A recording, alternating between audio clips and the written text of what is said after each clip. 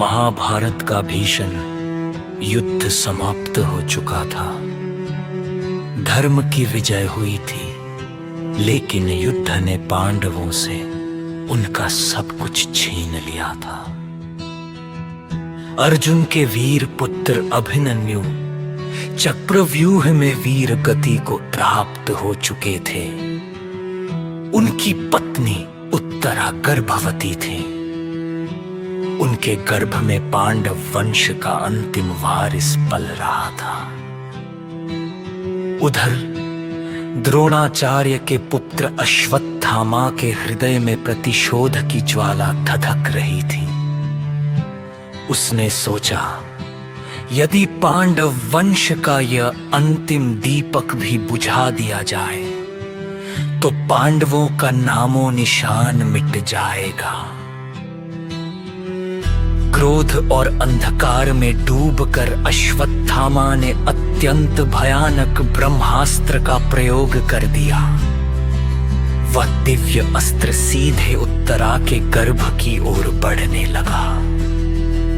जब उत्तरा ने उस विनाशकारी संकट को देखा तो वे भयभीत होकर भगवान श्री कृष्ण के पास दौड़ी।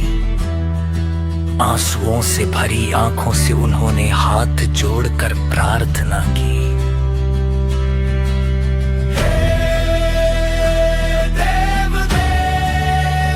हे जगन्नाथ, हे भक्त वत्सल प्रभु, आप मेरी रक्षा न करें तो भी कोई बात नहीं, लेकिन मेरे गर्भ में पल रहे इस बालक की रक्षा अवश्य कीजिए। यही पांडव वंश की अंतिम आशा है।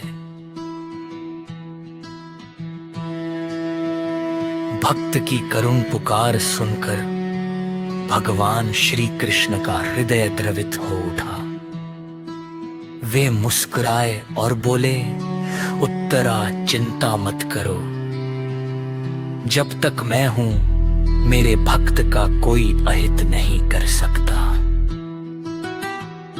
तभी भगवान श्री कृष्ण अपनी योग माया से उत्तरा के गर्भ में प्रवेश कर गए।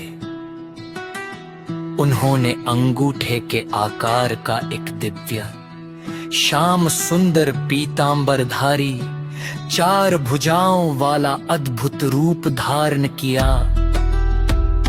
उनके हाथों में गदा थी और उनके शरीर से करोड़ों सूर्यों के समान तेज निकल रहा था।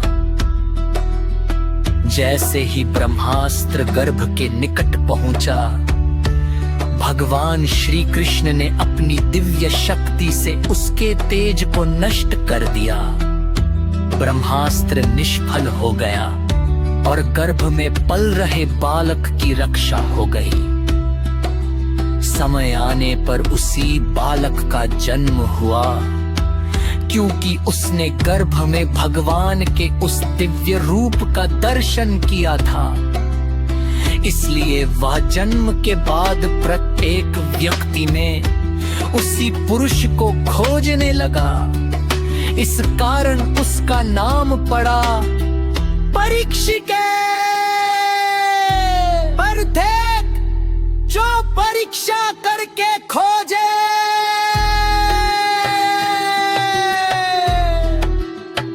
आगे चलकर यही राजा परीक्षित बने और उनके कारण संसार को श्रीमद् भागवत महापुराण का अमृत प्राप्त हुआ, जिसे श्री सुखदेव जी ने सुनाया।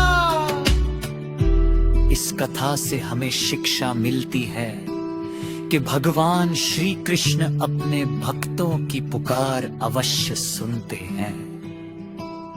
जो सच्चे मन से उनकी शरण में आता है, उसकी रक्षा स्वयं भगवान करते हैं। बोलो श्री कृष्ण कन्हैया लाल की जय।